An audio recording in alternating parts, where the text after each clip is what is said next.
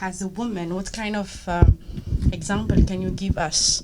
Because we are, like, there is a lot of people who have been in the YALI, so we have been monitoring, we see what the US does. So the question is, as you guys are here today, what is a typical journey of women like you, or sometimes are, but when we know now what's going on in politics in America, sometimes there is more than criticism that you guys are having.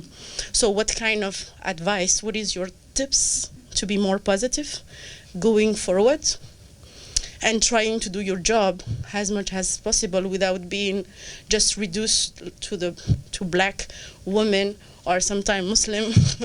Nowadays being Muslim is a tragedy, or something like that. How you guys can continue your work with all this stereotypes? First of all, I think the three of us are all fighters, just like I'm sure you are too. How many people here participated in YALI?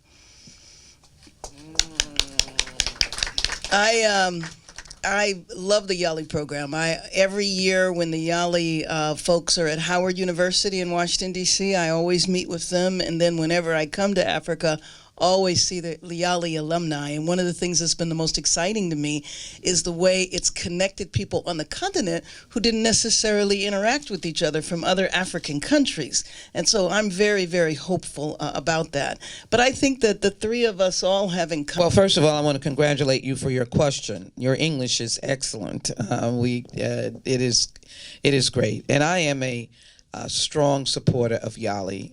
I was at the inaugural pronouncement and announcement and session with President Barack Hussein Obama, and I take it as a special responsibility to fight for YALI's funding and for YALI's continuation. And you have three champions of YALI right here.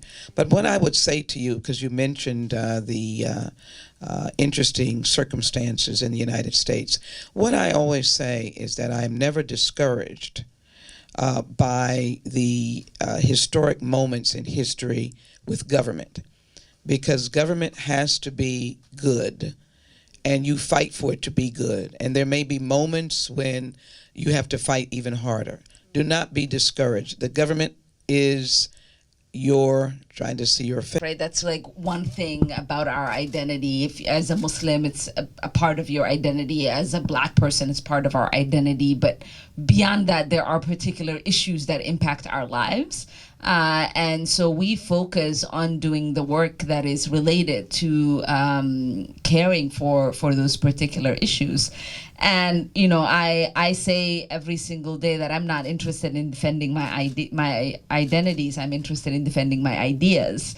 And, you know, that's what I would suggest that all of us do.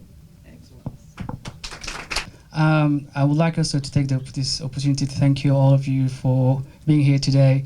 I am an IVLP fellow, and my question is actually more than a comment regarding the military presence here in Djibouti, and they're doing an amazing involvement of the military on the base, to be involved within like the society, to go out more, to contribute to the economy. They do that in a small scale.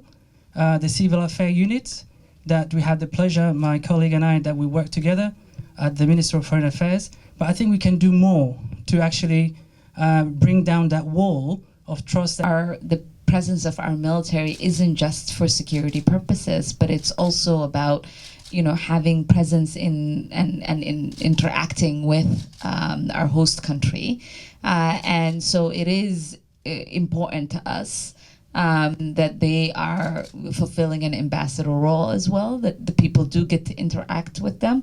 And many of the folks at the base, when I asked them today what was the #1 challenge, they said not having the ability to go and be with the locals. And so that concern is shared, and it's one that we're talking about, because we understand the importance of what it would mean for the people to be able to interact and connect, and how powerful that human connection could be for both of our countries. It's about getting more involved in the civil society, but I'd also like to say that the very presence of this military base and the reputation that Djibouti has I think is going to continue to lay groundwork for more of the civil society from the United States